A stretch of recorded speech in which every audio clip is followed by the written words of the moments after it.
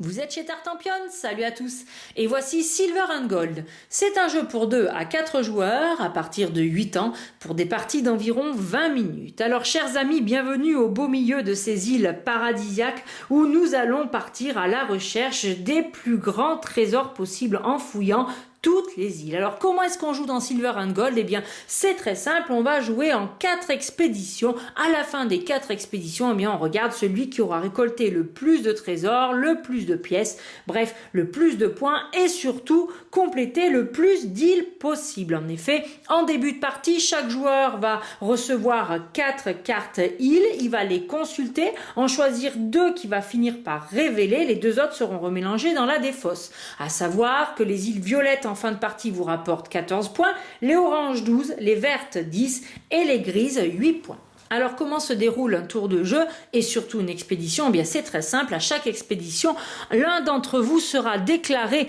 l'Oya, c'est-à-dire un petit peu le chef d'expédition. Pour la première, il va donc cocher que la première expédition est entamée et on va tous pouvoir jouer. Alors on va tous jouer en même temps, même si c'est le chef d'expédition qui va un peu mener sa barque, c'est surtout histoire d'avoir un premier joueur. Alors il va tourner la première des 8 cartes pistes ici, l'installer au centre de la table et tous les joueurs avec leur feutre effaçable à sec vont devoir cocher le motif qui est représenté sur cette carte piste sur une de leurs 2 îles. Alors s'ils décident de dessiner ce motif-là, il faut le dessiner en entier, mais vous avez la possibilité de dire ah non, moi je fais pas ça. À ce moment-là, vous ne cochez qu'une seule case sur une des 2 îles ici. Alors à savoir que pour vous repérer dans le jeu, voici ici les 8 cartes qui sont présentes ici. Par contre, vous ne savez pas dans quel ordre elles sont dessinées.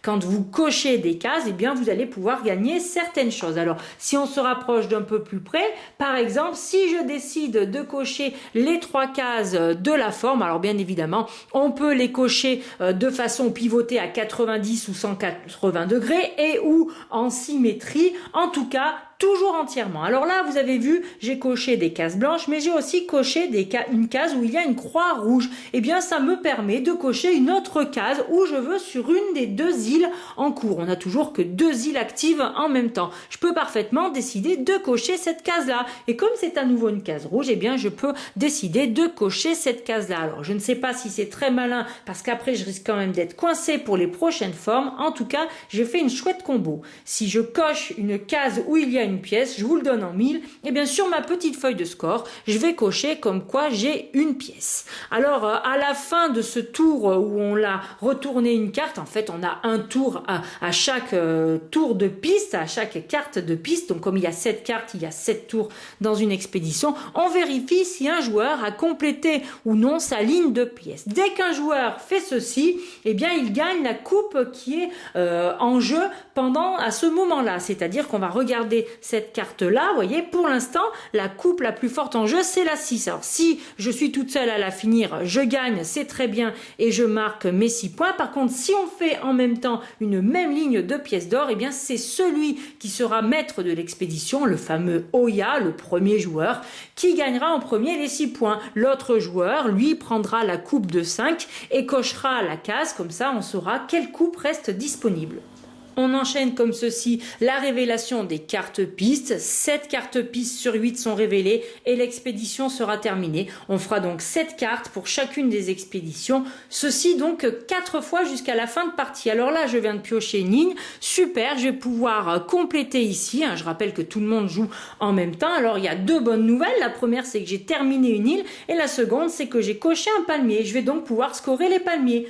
Pour compter les palmiers, eh bien on compte 1 point pour le palmier que vous venez de cocher, plus éventuellement des palmiers qui sont ici visibles sur les prochaines îles proposées. Donc là, il y en a 2, donc ça fait 1, 2, 3 points. Je note mon score ici sur ma petite feuille. Attention, dans la partie, on ne peut scorer que 4 fois les palmiers. J'ai fini mon île. Si je suis toute seule, c'est chouette, je fais ce que je veux. Si on est plusieurs, c'est le chef d'expédition, le Oya, qui choisit sa prochaine île en premier. Donc je place de côté face visible mon île île qui est complétée. Et maintenant, soit j'en choisis une par ici et je la rajoute devant moi, soit j'en pioche une au hasard et je la rajoute. Si j'avais choisi une carte ici, bien évidemment, je recomplétais pour le joueur suivant. Tout le monde doit avoir 2 îles en même temps devant soi. On va enchaîner comme ceci jusqu'à arriver à la fin des 4 expéditions. Donc, si vos îles sont toutes terminées, elles compteront pour la fin de partie. Par contre, une île qui est entamée et pas finie ne rapporte rien. À ce moment-là, eh bien, vous allez tout simplement regarder votre feuille de score. Qu'est-ce qu'on va compter? On va compter vos points de coupe. Si vous en avez plusieurs, vous additionnez tout ça. Plus on rajoute, vous voyez, par exemple, si là, j'ai pas eu de coupe, mais que j'ai 2 pièces, eh bien, je compterai 1, 2, 3, 4, 5, 6. Donc 6 plus 6, là, ça me ferait 12 pour les pièces. Vous comptez vos points de palmier, si vous en avez fait un ou plusieurs, et vous allez compter aussi les scores de vos îles que vous avez terminées. Moi ici j'ai 10 et 14, ça me fait donc 24 points. Certaines îles ont un petit bonus éventuellement dessiné ici en haut à droite. Si vous les avez complétées, eh bien vous notez ce bonus ici. Et enfin, eh bien vous faites le total de ces 4 cases et vous aurez votre score final ici. Celui qui a le plus de points remporte la partie. Et bien voilà, chers amis, pour les règles aussi simples que ça de Silver and Gold, je vous dis à très bientôt chez Tartampion et n'oubliez pas d'ici là, amusez-vous bien!